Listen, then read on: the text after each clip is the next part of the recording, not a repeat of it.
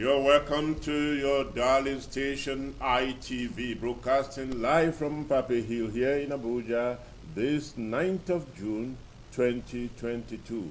We are on your program of choice this morning on ITV and your special program where the mother Nigeria is beckoning on the children of the system to be a meaningful, constructive, and devoted participant in the processes of nation building, nationalism, and youth.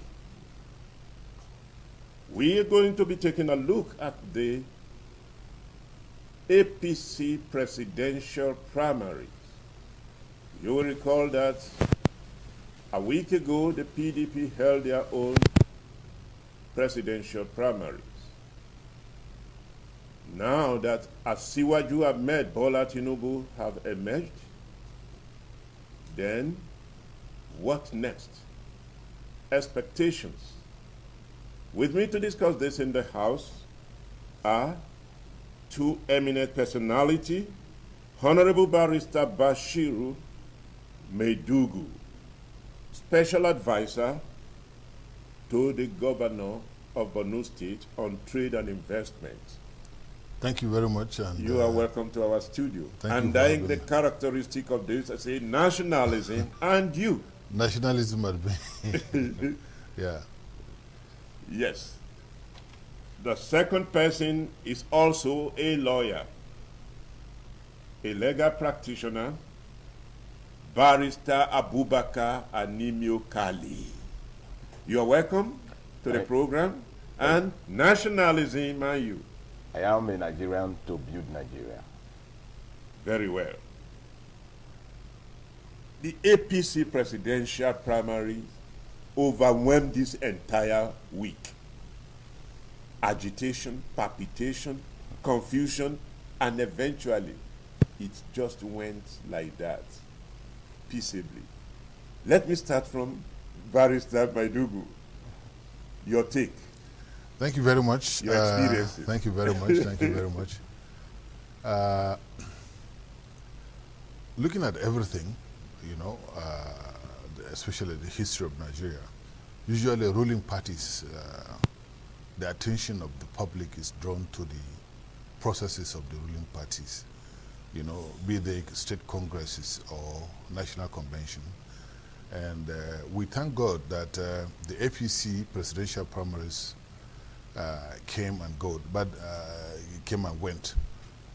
The media, you know, attracted so much attention on this presidential primaries. Many fake news has blown around in the social media with respect to consensus and so on. But at the end of the day, we had a very good, free and fair, you know, primaries that produced a candidate for the party.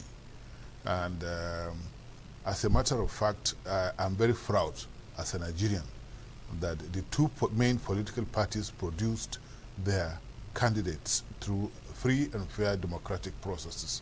You know, that, that is the admiration of the world. Let me tell you the truth, because I've been listening to international media and at least they have been praising it. You know, so as a matter of fact, Nigerians are left now with choices. We have choices of the two main political parties and others. There are others that may spring surprises during the elections. But to tell you the truth, these two main political parties, you know, have done it and have got it well this time around. Very well. Barrister Aniu Mekali, the Barrister Meidugu have just alluded that there were so many fake news and the rest of it. I want to ask you, is the declaration by the national chairman of APC that the Senate president is a consensus candidate a part of fake news? I think... and what is your general assessment of the... Yeah, I think when the news filtered in, the national chairman of the APC had more than enough opportunity and room to deny that he ever made such statement, but he never did. To that extent, I will want to believe that it wasn't a fake news.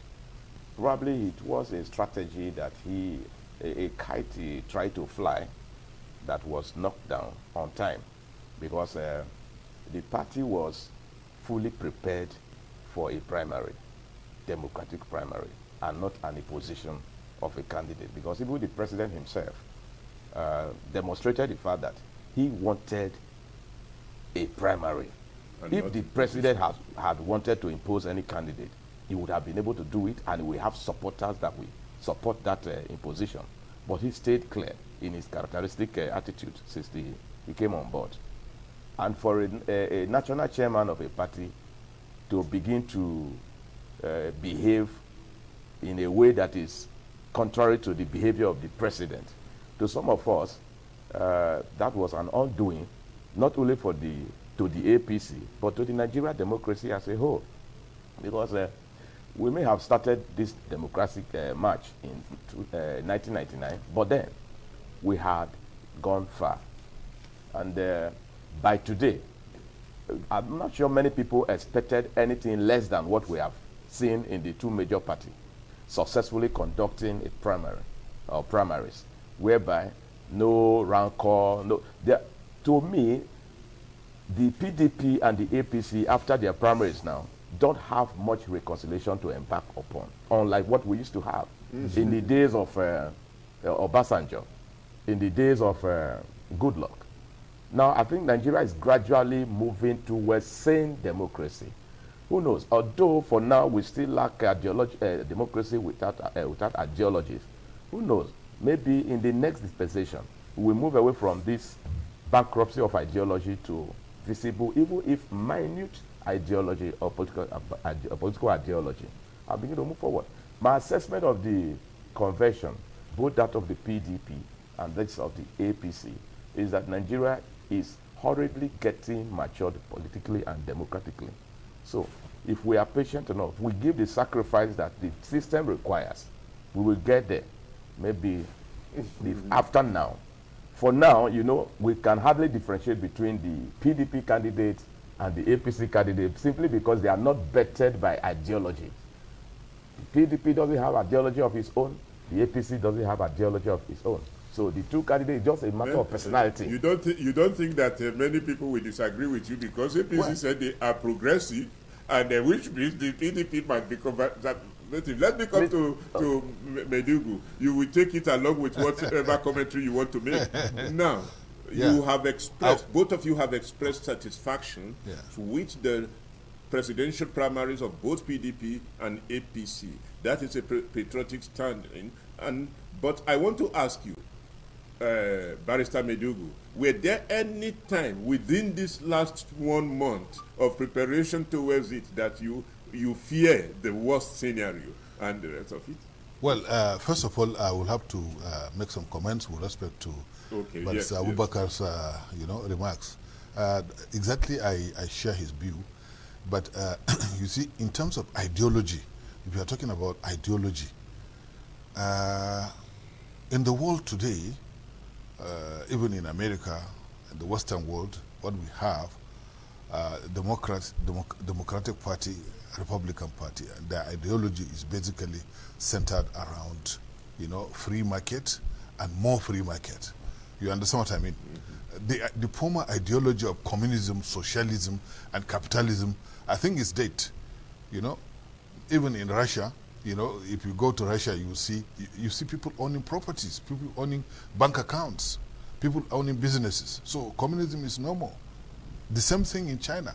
So what about the old, concept of ideology is dead. What we have today is free market and more free market, as actually, found in America.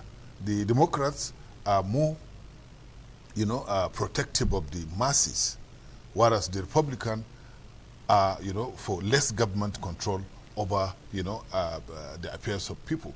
So in Nigeria today, we need government in every aspect of our life, in every aspect of our life. For instance, you see, because of the number of poor people we have, government cannot just allow the rich people to take control of everything. Government will have to play the role of a catalyst to provide for the, poor in terms of, yes, for vulnerable people, in terms of healthcare, in terms of education, in terms of social amenities. You understand what I mean? So ideology-wise, I think Nigeria should have, that ideology for a very long period of time in order to reduce the suffering of people and improve, our standard of living. Then when it comes to PDP and APC, basically, they're the same. They're basically the same. And the Nigerian ideology is to actually provide for the poor, create middle class, create more middle class that will take care of their own problems. We have so many Dangotes, yeah, but at the same time, we should create as many as possible people who can afford certain things in life, the middle class. And then we take care of the poor people.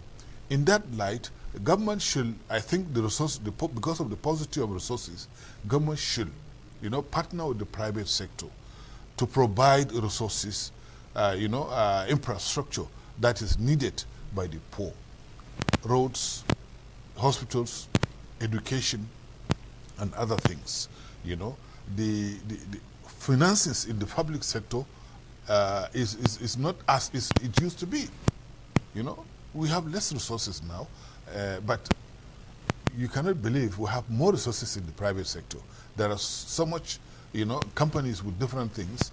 You can see CSR everywhere in the oil communities, in other areas. So therefore, what I'm saying is, when you come to APC and PDP, the ideology is the same, basically.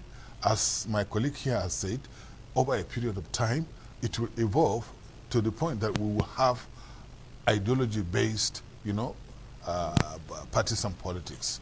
And just yesterday, the Asiwaju Bola Ahmed Tinubu rolled out, a program for his campaign. It's a statement signed by his media director, Bayo Onanuga, spelling out the purpose of his campaign. That is exactly the kind of thing we want. We expect also the PDP to come up with something like that, so that they can focus on what they promise. You understand what I mean? Instead of personalities, we will now have issues. Very well. Very well. Barrister Newmakali, were there any time preparatory to these special conventions that you were agitated and fear a worse scenario? Mr. Ebenezer, I think if you say fear, it's belittling the experience I had or my anticipation. I was actually apprehensive. I viewed the APC primaries against the backdrop of the multitude of candidates and against the coloration of the desperation by these candidates. I was thinking that it is going to be the beginning of the biggest crisis for APC. I was surprised, and I want to actually appreciate the effort of the northern governors, APC northern governors. I think they demonstrated their understanding of the challenges of this country by coming together and resolving that the North has taken 8 years through Muhammadu Buhari, the president. Now, logically, as justice will demand, as fair politicking will demand, it should not go to the South. I was surprised by that. And I think that is not coming for the first time, though, but viewed against the multitude of contestants, I was thinking that, no, everybody will go for the presidency. It's like the politics of the crab in the bucket. So they came together, they said, this is what we want. And to some extent, you discover that the southern counterparts did not see it that way. I wish it would have been so marvelous and interesting, although it's not the problem of the APC. I wish that the APC could come together to say, now it's coming to the south. Let us zone it to the southeast. I think that would have sent a very sound political message to the people of Nigeria and the world. Because whether you like it or not, the southeast has stayed out of testing this power for too long. But it's not anybody's problem, because democracy is the game of number. No political party will feel so easily attracted to the southeast because of certain political implications of zoning your presidency to that side.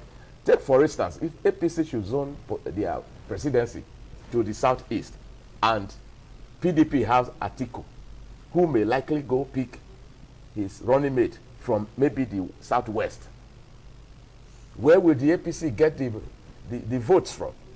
So we thank God that the primary came and went the way it did.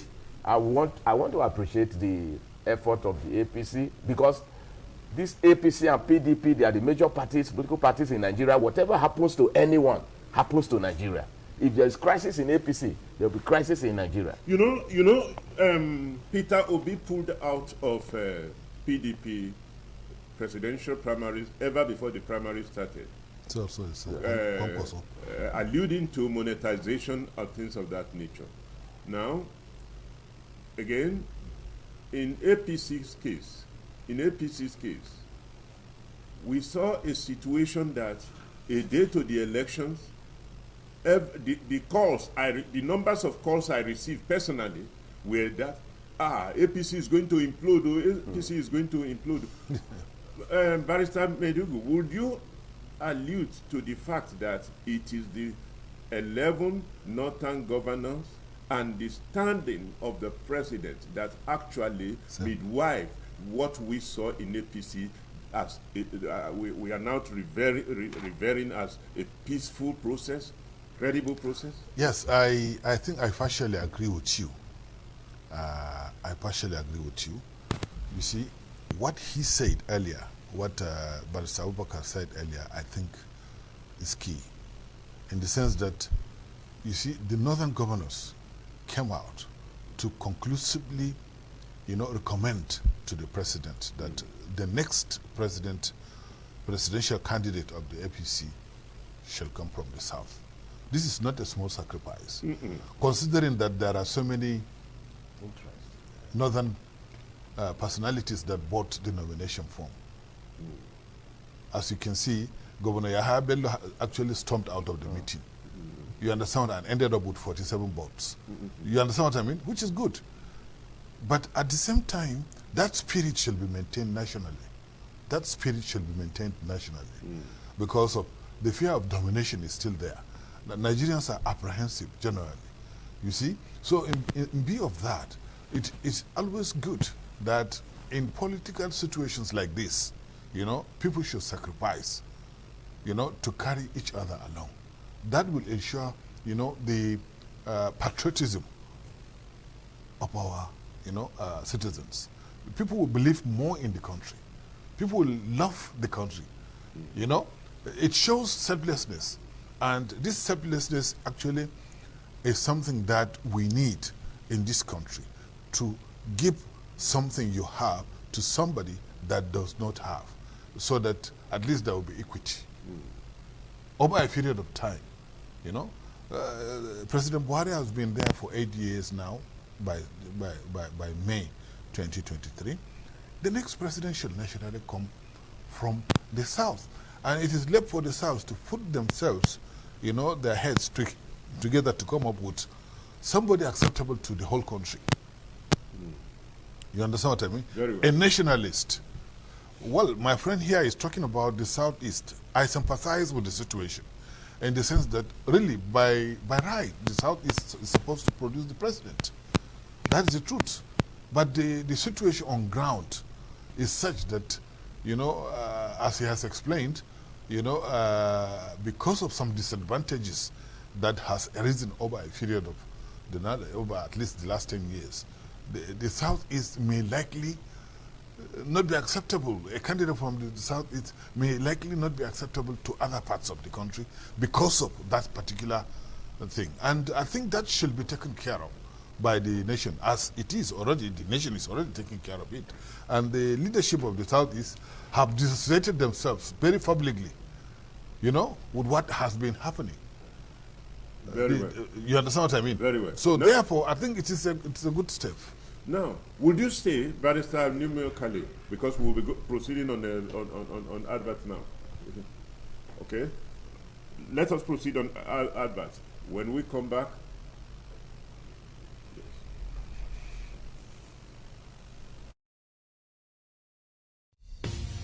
wake up the champion in your child. Give them energy to go further. Milo Active Go and the natural goodness of malt, milk, and cocoa helps wake up the champion in your child. Milo!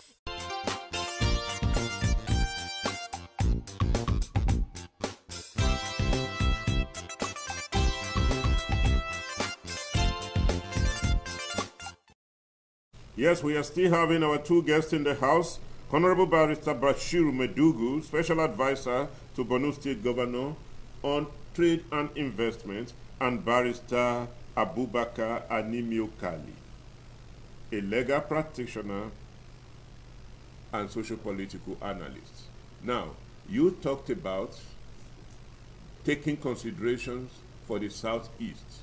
Would you say that the Southeast on their own are doing enough to galvanize themselves for national acceptance, knowing that the former secretary to the government of the Federation contested the presidential primaries under PDP and was only given 14 votes out of the 120 delegates from that region? Would you say they are ready? Mr. Ebenezer, honestly speaking, I think the Southeast are not ready to play the mainstream politics in Nigeria. The Southeast are their greatest enemy in the political arithmetic of this country. At least, like Honorable Medugu said, going back to the past 10 years. For instance, in 2019 election, the Southeast massively stood behind PDP, coming through Peter Obi, who was the running mate of Atiku then. Now, to some extent, that project didn't work out. Now, this is an opportunity for the Southeast to line up behind one of the major political parties. If they do, probably if they have the running mates of any presidential candidate again, or even if they don't have it, they should sacrifice one political election disposition or dispensation for their own selves. Donate it to a major political party. Just sacrifice that period. Don't go for any presidential race. Then you now strategize so that by the next period, you may have it. Apart from that, again, other factors that are troubling the Southeast. The agitation for separation has been too rooted in the Southeast. Nobody is comfortable with the agitation of the Southeast. You don't expect others to accept you, other Nigerians will embrace you when you keep talking about we are going to separate, we are going to go back. Nnamdi Kanu, for example, is too loud for the embrace of the Southeast by other Nigerians. And the elders of the Southeast and the opinion leaders and the political leaders of the Southeast, they are too silent. Their silence is too loud for other Nigerians to also embrace them, considering the loudness of the separatist movement. For instance, IPOB is too active in that area. ECN is too active. You don't have such negative factors in the political terrain, and you expect that other Nigeria will find peace with you. Then again, the Southeast, the way they carry on, the Southeasterners, the way they carry on, I think they are too conscious of themselves. They should go out. They go out actually in living with other people, but in terms of politics, the Southeast always have a way of subtly sending this message of, oh, they are not actually Nigerians, properly so-called. Whereas they have no other country. This is their country. And whereas they are most Nigerian, they are more Nigerian than many of us. Yes, correct. Okay, that is why I did not also support Peter Obi pulling out of PDP to go to Labour Party. First of all, Southeast is the least populated 3 major ethnic group in Nigeria. You have the Hausa Fulanis, who are the major. If the Hausa Fulani comes out and have the Yorubas, they make the presidency. If they have the Igbos, we almost make the presidency like we have in the article. Now, you pull out, you are not aligning with any of these political parties. You are pulling out to where? How can Labour Party deliver president of this country? Yeah, in continuation of what he has said, actually, I'm just totally agreeing with his assertion, and it's very, very frank, and I like it. That's the truth. Well, if you look at the history of Nigeria, coming back to the history of Nigeria, the Southeast and the North were traditional allies. Traditional allies? Yes, traditional allies. If you look at the history of independence, our independence, it was the alliance between the Southeast and the North that produced Nnamdi Azikiwe, first as Governor General and as President. Tafawa Balewa as Prime Minister and as President, as Prime Minister. You understand what I mean? If you look at 1979, if you look at 1979, Dr. Alex Ekweme was the Vice President. Do you understand what I mean? When Shagari would have finished his tenure in 1987, that is after the 1983 elections, if there was no coup, Alex Ekweme will have naturally emerged as the candidate. Because from the North, it has to go to the South. Do you understand what I mean? And the South is naturally Southeast, because the Southwest was UPN. And they love their opposition. Yeah, they love their opposition then. You know, that they are politicians. They're Southwest people. They are real politicians. You understand what I mean? So, that actually has brought the South, is very close to power. And it was a traditional alliance. But this traditional alliance was broken during the Goodluck Jonathan presidency, when the Southeast now supported Jonathan for second term, against North's wish that they want to resume Yar'Adua's tenure, which produced Buhari in 2015. You understand what I mean? And the production of Buhari was made possible by the Southwest. Alliance with the Southwest. And the alliance with the Southwest is what is happening today. That is the alliance that produced Bola Ahmed Tinubu as the candidate of the APC. So it is left for the Southeast to recalculate, reanalyze the situation and come back to... Yes, because when we remember that, due to the alliance he alluded to, traditional alliance, the traditional alliance, Buhari gave it to them 2 times. Yeah. Okadibo and Emil Zoke. 2 times and 3 they times. rejected it. 3 times. And, 3 times. All the 3 times. That lawyer, what's his name? There's a lawyer that he took as is laid now. There is that SAN. You know, his personal lawyer actually. Yes. He said he's from somewhere from either Anambra or Imo State. You know, was this running mate in his in 2011 in CPC. You know, Emo Ezeoke was his running mate in 2023, exactly. 2003. 2003. Okadibo was in 2007. Oh, yes. That was what happened. Exactly. So, but that didn't work. So they went back and the Southwest embraced him. So that's what happened actually. So I think it's time to go back to the drawing board, come up with something. As he has said, Peter Obi ought not to go to Labour Party. Peter Obi was a senior stakeholder in PDP. After Atiku is Peter Obi. You understand what I mean? I haven't run as a vice president. Yeah, he has lost that position. In PDP, if you come back after defection, you start from scratch. No, I was a national legal advisor of PDP. I'm telling you this. You become a problem. If you are a board of trustee member and you defect to another party and you come back, you lose your position. Now, the presidential primary of APC has come and gone. Bola Ahmed Asiwaju Tinubu has emerged. A Yoruba Muslim, where will he pick his vice president from? The North? If he's speaking from the North, is he going to be Northern Christian or Northern Muslim? Should those issues matter? Yes, Mr. Ebenezer, I have to be very, very frank with you. We are talking about facts here. You see, in the North, majority of the population are Muslims. And what we have, the difficulty we have in the APC is that the PDP has chosen a Northern Muslim. That is the difficulty we have.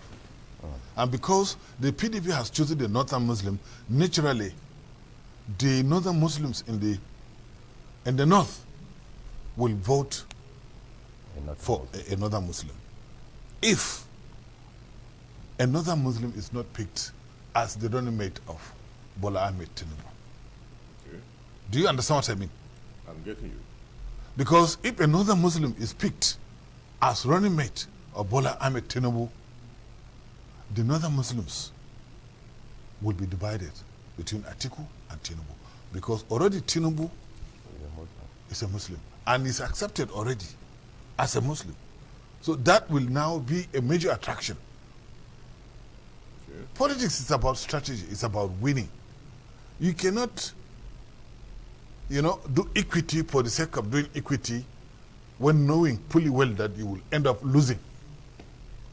Okay. You understand what I mean? If you end up losing, what did you achieve? You go back to the opposition till the kingdom comes. So therefore, the strategy of APC is to win the elections 2023 square and clear, without any ambiguity.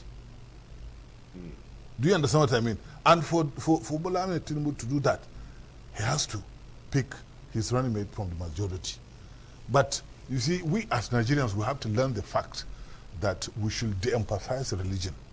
We should de-emphasize religion completely, because religion cannot bring us any economic prosperity, let me tell you. Mm-hmm. In this country, we had a non-Muslim ticket in the first. Abiola and Kingibe, they resoundingly, defeated everybody. Even though the elections were annulled, it was a Muslim ticket. Nigerians felt they have been carried along. Do you understand what I mean? Exactly. During Gowon's time, we had the president and Commander Wei, who was the deputy chairman of the Federal Executive Council, and later on Chief Obafemi Awolowo. They're all Christians. Do you understand what I mean? They were the president and the vice president. Do you understand what I mean? At that time, there was no need for any religion to play any role in government. So we should return back to that time, where we can have a Christian without any issue, a Muslim without any issue. If the person that is supposed to be the leader of the country is competent, knowledgeable, patriotic, and can deliver, I don't think there's any need to know his religion. Let him be worshiping anything. You understand what I mean? Exactly. So that is the stance. That should be the stance of Nigerians. Barrister Miokali, in the last 1 week, we the journalists, we always put our ears on the ground. There have been a heated debate about this issue that he had just discussed. Will Bola Tinubu fly Muslim ticket or Muslim Christian ticket? Many Nigerians say that Muslim have been president, Christian have also been president. Developmental issues continue to be challenges, that religion should be out of it. Let us look for equation that will deliver the vote and the winning and things of that nature. Do you share what? Mr. Ebenezer, yes. Whether Ahmed Bola Tinubu will choose a running mate without considering the religion of that person, I doubt. He won't. I dare to say he won't try it. The example given by Honorable Mediku They are true. But today, Nigeria is a country where you have countless primordial nationalism, countless primordial considerations fighting against each other. Then, when even in the recent political experiment of Abiola and Kingibe, then religious sentiment was not as rife as it is today. In a country where somebody can be killed because of his religious belief, in a country where some persons can be killed because they are in a church, in a country where somebody can be killed and roasted because of his religious comments, or which a comment which some of us don't find to be so religious, in a presidential candidate that wants to win, who is a Muslim, will not experiment with another Muslim. If he does, the Christians don't have any right to feel comfortable, to feel safe in a country where security is already one of the #1 challenge. So if Ahmed Bola Tinubu is considering a running mate, 1, he must go to the north. 2, he must get a Christian. Today, Nigeria is not where you experiment with Christian or Muslim tickets. Okay, now I want you to look beneath the current. If he picked a Christian and he lost the preponderant vote of the Muslim community that are preponderant in the north, making him to lose the election to PDP. Is that a good political calculation? That is an analysis that some persons are pushing, but are failing to consider the fact that the Southerners are also holding on to the opinion that, hey, Northerner, many of us are questioning the presence of Atiku in this race, because a Northerner have just completed 8 years. What business have a Northerner in the race anymore? Yeah. So that is also that will neutralize the Christian candidacy of the running mate choice. Another person will counter you to say, when it was the time of the North, during the Jonathan era, they pleaded with him not to contest, and he went ahead and contested. Do you see that? He contested for the second term, yes, and lost. And he lost because of the factor that, and considering the fact that Muhammadu Buhari was coming in. No, at initio, he was not supposed to even contest in 2011. Exactly. But then, being a state, he used, that was then. And let us remember that Nigerians are growing wiser and more intelligent politically and socially. Another thing, let me come to Medugu, you can take it together. Another thing that people say about Bola Tinubu is that this Muslim that got married to a Christian can pick his running mate according to political permutation, whether Christian or Muslim, without any. What's your take on this? Honestly, Asiwaju Bola Ahmed Tinubu's wife, Senator Remi Tinubu, is a devoted Christian. And even one of Tinubu's son is a Christian. That is to tell you the liberal nature of the man. So if you consider him as a Muslim, he's not really right. It's true, he's nominally Muslim. But he is not with a Christian family. He's with a Christian family. You understand what I mean? So therefore, for him to pick a Muslim is not because he is picking a Muslim. He is picking a Muslim because he wants to win. Political asset. Exactly. He wants to pick a Muslim that will enable him win the election. Do you understand what I mean? I don't think Christians will feel uncomfortable with this kind of person that has Muslim, you know, in his, that Christians in his family. When you have a Christian in your family, what will you fear? What will you fear? Do you understand what I mean? There's nothing to fear. So that is the issue. And as a matter of fact, I understand his fears. I understand his fears. And his fears are legitimate.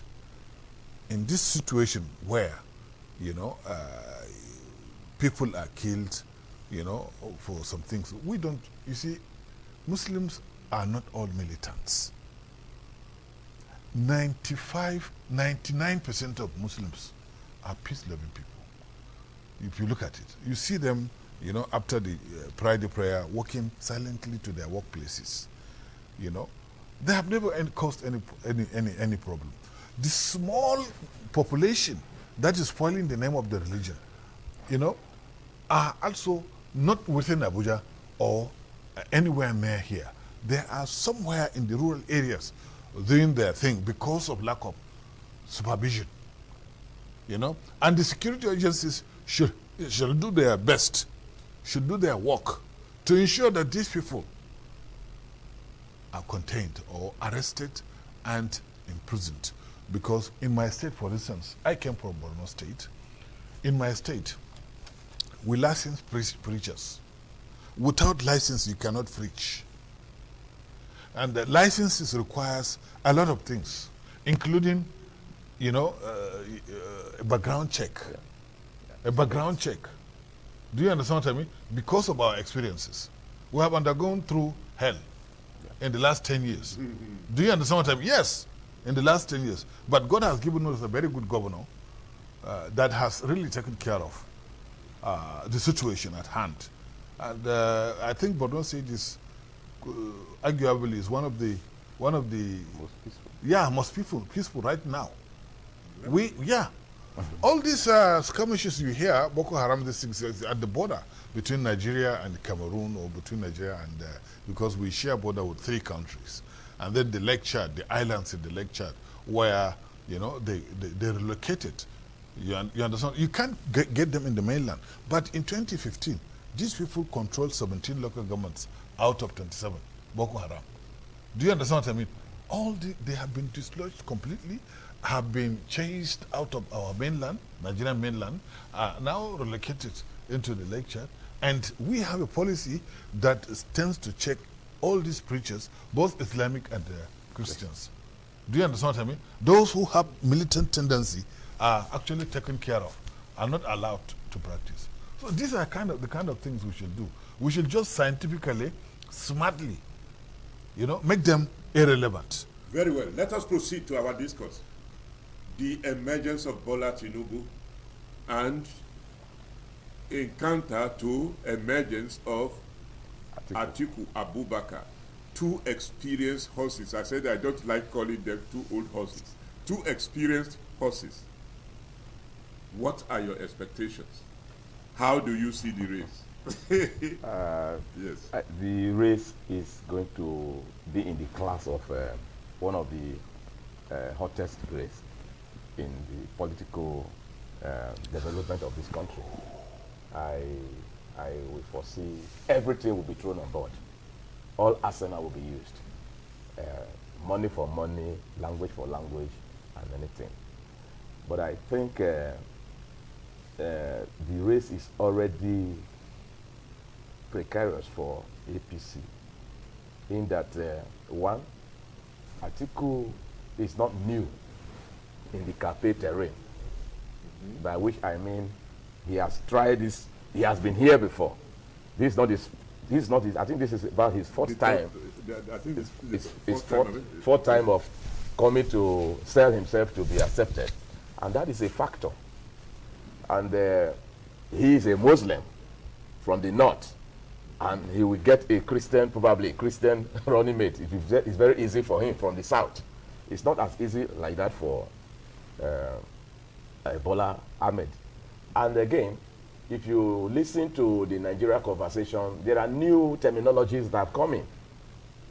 Islamization, whether we like it or not, any step, if Tinubu takes a Muslim running mate, is Islamization. The Christian will blow it out of proportion. Are you sure that Islamization has not withered out, because it was targeted at Buhari? Sorry, sir. Sorry, sir. Buhari completed it. Sorry, sir. Sorry, sir. I'm asking you. Nigerian Christians, Nigerian politicians, they have a way of selling ideas. This thing will be revived again. We are going to the elections. We are going to the campaigns. It will be revived again, that what he could not achieve, he has not brought somebody to achieve. We listen to the campaigns. Please, this thing is already debunked.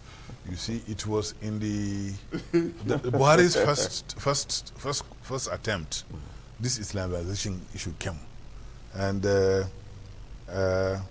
I could remember, you know, first some posters were printed by some people and, you know, posted across Nigeria to depict Buhari as coming to Islamize Nigeria. And that was the handiwork of some people in the PDP in order to sabotage him. This happened. Second time he was undeterred, he contested. Third time he again was undeterred, he contested. But the fifth time, Nigerians discovered that PDP actually has nothing to offer. They have nothing to offer, absolutely nothing. You know? So Buhari, when he came, this Islamization dogma, you know, that tag that was placed on him cannot stand. So, and the fact that Jonathan wanted to come for a second term against the agreement reached in 2011 counted against him, and this brought Buhari. As we are now, we are in the 7th year of Buhari. Nigeria has not been Islamized. As I speak to you, Buhari has his cook, a Christian from Calabar. Buhari has his driver, a Christian, right from when he was in the military. Buhari has a lot of other Christians within the villa working for him. You understand what I mean? Bola is, as I told you, his wife of 40 years or 50 years is a Christian. They're very close.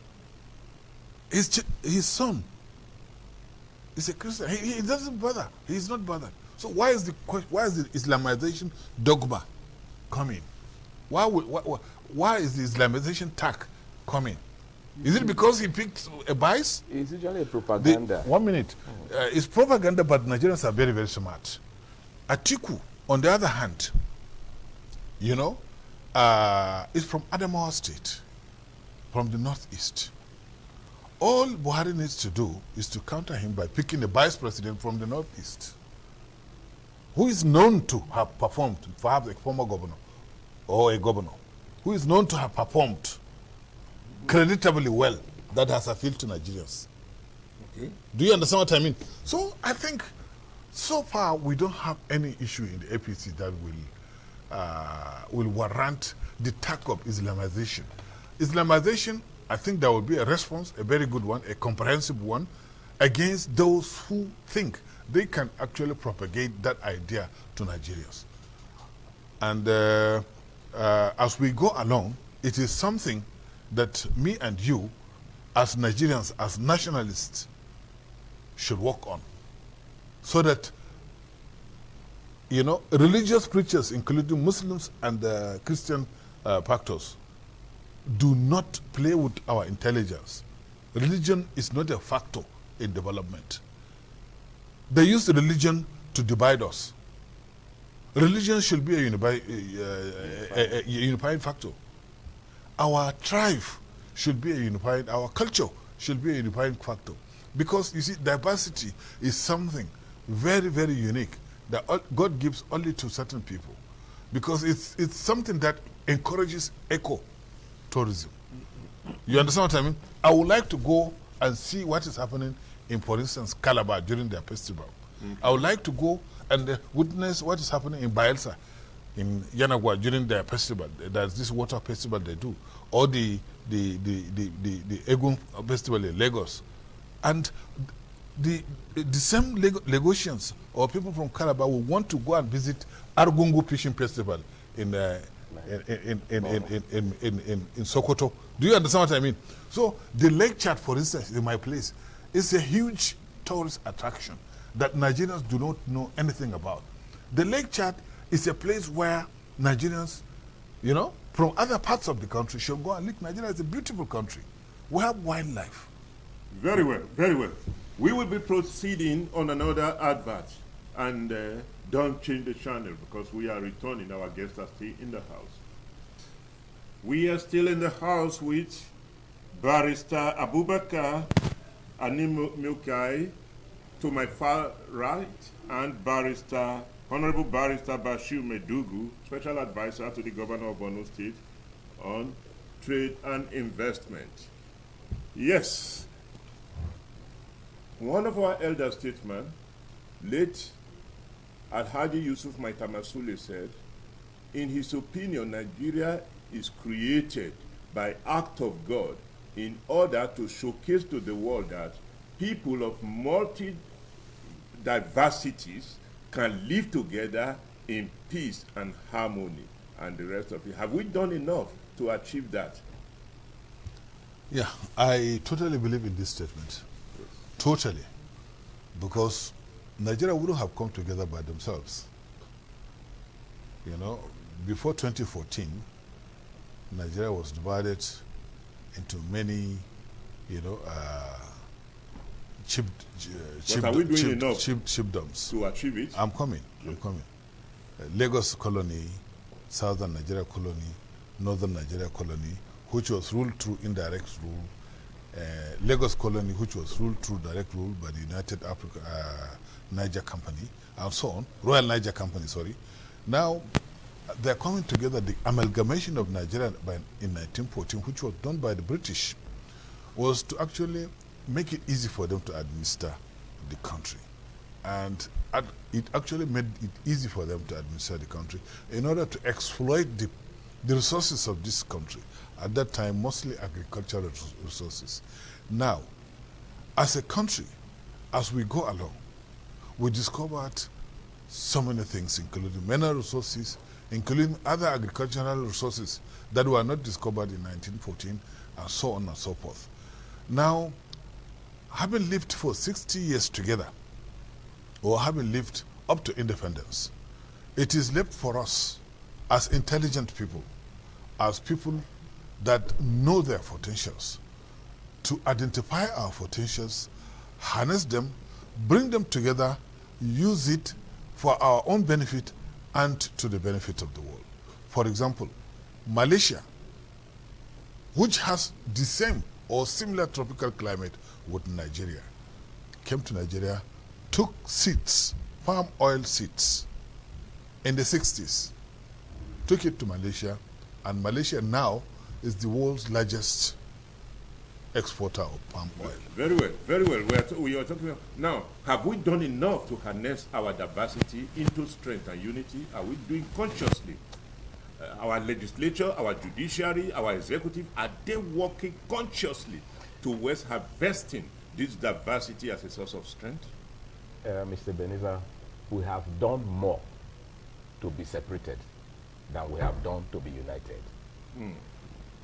That is a tragedy of a thought. Exactly. Yes. So, I think the various Nigerian government that we have not done anything towards the integration of the Nigerian citizens from different ethnic groups, different states, and so on. Apart from the step taken by Gowon in the form of the National Youth Service Corps that exists today, which, by the way, is now emasculated, is no longer fertile, is weakened, is not serving its purpose anymore. No government have taken any major institutional step to get Nigerians integrated together. And Nigerian citizens are left to integrate by themselves. And they can't do it. And national orientation is slipping over this sensitive issue. It's zero. The politicians, they come to emphasize our differences. They come to emphasize our different languages, different religion, different, all the different now we are already know because the time. Yes, very unfortunately. And until we take practical steps to integrate ourselves, we are going nowhere. So, yeah, it's true. Barrister Madugu, if you have one advice to Nigerians and the government, what will it be? We are rounding up. Well, the truth is that politicians, as they have said, have actually have been pounding our differences. You know, have been utilizing our differences, have been, you know, emphasizing our differences, you know, for their own selfish advantage. That has been the trend, unfortunately, in Nigeria. Now, if for instance, our laws, we had Constituent Assembly, we have constitutional conferences, we have so many, you know, conferences to come up with structures that fit us. All these conferences, all these constitutional, you know, gatherings are very, very you know, relevant. They were very, very relevant. They came up with documents that are supposed to work, but the politicians have not allowed it to work. Okay, that Barrister Nimakali, your one word, one word. One word will go to the electorate. Electorate, you have seen the politicians, northern governors, they came together, they said the SAT should have it. You have seen Atiku congratulating what is his name again? Bola Tinubu. Tinubu. None of them has fought. None of them will fight. You've seen aspirants who bought form with 100 million naira stepping down for others to go on. Don't go kill your neighbor because of another man's interest. According to Goodluck Jonathan, no political ambition is what the Let us have a peaceful, credible, and transparent election. That is what we have been discussing. Aftermath of the primary, the peaceful primaries of the APC and that of PDP. That is where we draw the curtain on this first segment of Nationalism and You this morning. We are still on this morning on ITV, and don't change the channel as we wait to have our second segment of the discourse. Now let me say thank you very much to Honorable Barrister Bashir Madugu for being our guest today. You're welcome. Barrister Abubakar Animi Ukali. Thank you very much. Thank you. You got it this time. Thank you. Very well.